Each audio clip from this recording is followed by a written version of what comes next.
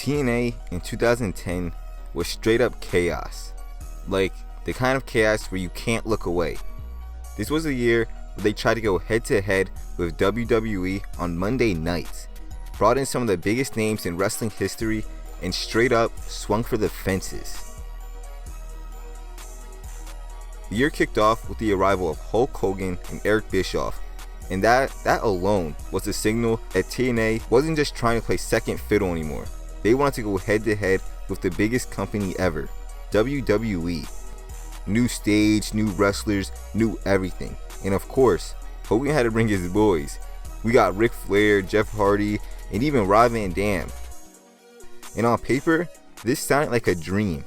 Like, this roster was mad stacked. But even with a great roster, there were still horrible minds at the top, including Vince Russo.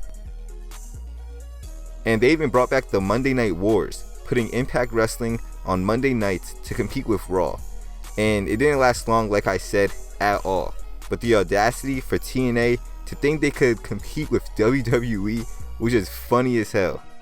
And let's not mention, Hulk Hogan took away the 6-side ring his first night with the company, then absolutely buried it in front of the fans.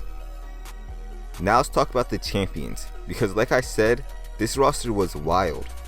AJ Styles ended up holding the TNA World title for the first half of the year, and his run, different. Styles was managed by Ric Flair, who came in as part of this new wave of talents that Hogan and Bischoff were bringing in, and Rick had AJ rocking suits, cutting promos, and doing everything that screamed Flair 2.0. And say what you want, but this pairing was fire. Like, you had AJ as his classic self, putting on bangers with the charisma, with the act of Ric Flair. Although Styles didn't have the charisma to pull it off 100% of the time, he did his thing, and it was entertaining almost 100% of the time, not even gonna lie. Eventually, AJ dropped the title to a freshly debuting RVD, who also had a pretty decent reign, but the real story of TNA was Jeff Hardy, who returned to TNA and started carving out one of the most infamous runs of his career. More on that in a bit. TNA in 2010 were also obsessed with factions.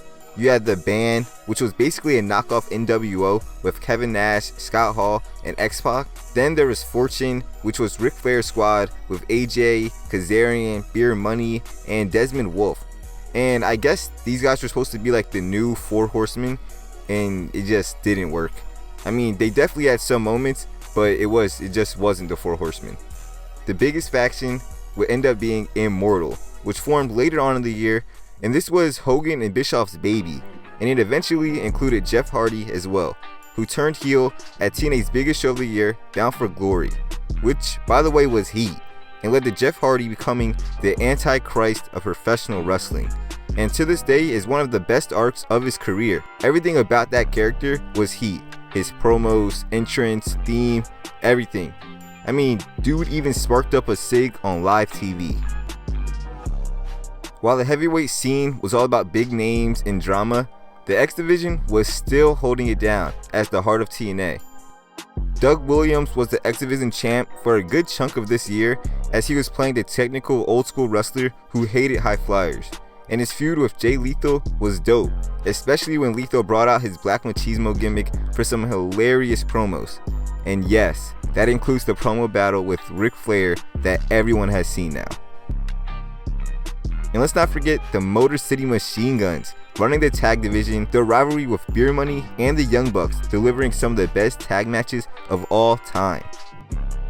This year wasn't just about the people already in TNA, it was about people who showed up too, as RVD and Jeff Hardy were the big debuts, but you also had guys like Mr. Anderson making waves and having straight up classics, as Anderson was a breakout star that year, having feuds with Angle and Jeff Hardy.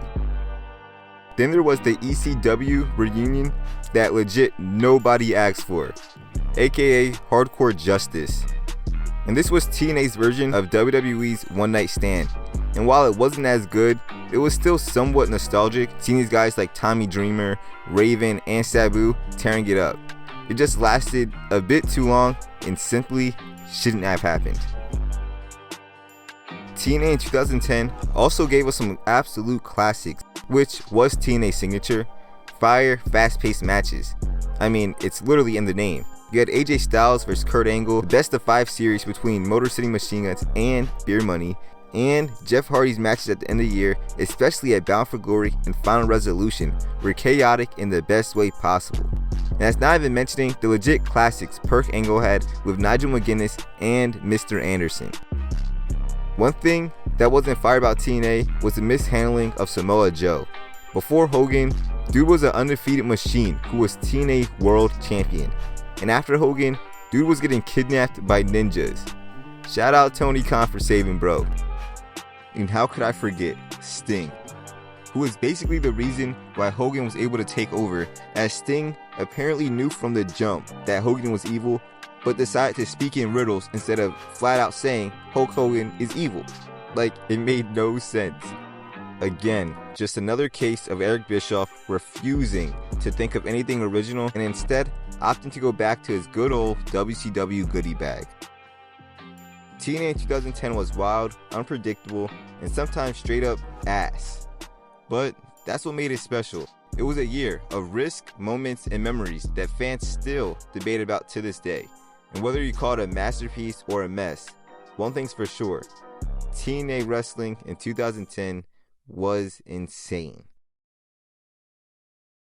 If you enjoyed this video, just let me know down in the comments, like this video, and subscribe. Most of you guys watching are not subscribed, and I have no idea why, but I'll see you on the next one. Peace.